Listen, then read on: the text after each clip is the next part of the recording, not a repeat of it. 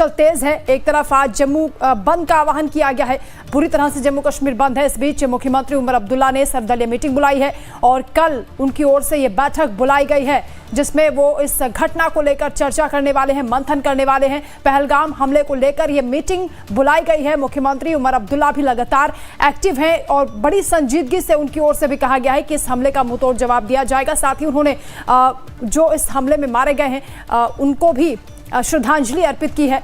रविंद्र हमारे साथ जुड़ गए हैं। रविंद्र, इस बैठक को कल बुलाया गया है उमर अब्दुल्ला की ओर से, क्या इसके पीछे हो सकता है? क्योंकि लगातार चर्चाएं तो हो रही हैं इस मुद्दे को लेकर, लेकिन जम्मू कश्मीर में पर्यटकों की सुरक्षा पर सवाल उठे हैं।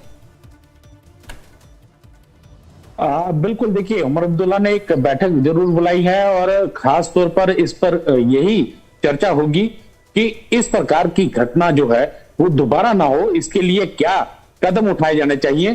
क्योंकि देश के गृह मंत्री यहाँ पर थे और उनकी अध्यक्षता में जो बैठक यहाँ पे हुई थी उसमें उमर अब्दुल्ला भी मौजूद थे। लेकिन आज उमर अब्दुल्ला ने कल जो है एक सर्वदलीय बैठक जो है उसको बुलाया है। और क्योंकि जम्मू कश्मीर में खासतौर पर घाटी के अंदर जिस प्रकार से हालात बने थे, अमन शांति थी, लोग अपना काम काज कर रहे थे और बड़ी संख्या में जो पर्यटक हैं वो कश्मीर का रुख कर रहे थे। क्योंकि देश के अन्य राज्यों में इस समय गर्मी जो थी वो पीक पे थी और लोग जो थे वो खासतौर पर पहलगाम या फिर सोनमर्ग और बाकी के जो पर्यटक स्थल हैं घाटी के, वहां का रुख कर रहे थे और अच्छा खासा काम जो है लोगों का चल रहा था। और ऐसे में जिस प्रकार से ये हमला हुआ है, कहीं ना कहीं ये आर्थिक रीढ़ की हड्डी जो है पर्यटक, उसके ऊपर बहुत बड़ी चोट है।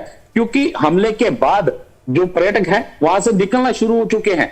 बहुत कम लोग जो हैं वहां पर बचे हैं जो वहां भी नहीं रहना चाहते हैं, क्योंकि रास्ता एक तो पहले ही बंद है, प्राकृतिक आपदा के चलते रास्ता बंद है और वाया मुगल रोड होकर उनको आना पड़ रहा है। ये सब चीजें कल की बैठक में अहम रहेंगी कि किस प्रकार से यहाँ आतंकी हमले रोके जाएं, यहाँ जो लोकल खुफिया तंत्र है उसको किस प्रकार से स्ट्रॉन्ग किया जाए ताकि आतंकियों का सफाया किया जाए।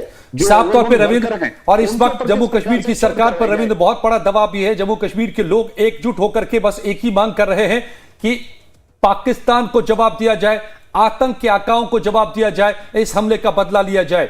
तो सर्वदलीय बैठक की जम्मू कश्मीर को में किस तरीके से अब इस पूरे मामले को देखा जाए, आगे लोगों को सुरक्षित किया जाए और वहां के पर्यटन को बचाया जाए, यह भी इस वक्त अब यहां की सरकार की जिम्मेदारी है और इसके लिए सर्वदलीय बैठक भी। लेकिन पूरे देश में यह गुस्सा, यह उबाल दिखाई दे रहा है। यहां पर जब शहीद का शव लाया गया है तो वो उसकी भी तस्वीरें हम आपको दिखा रहे हैं। तो पटना लिए चलते हैं जहां पर अमित हमारे संवाददाता मौजूद हैं और उनके साथ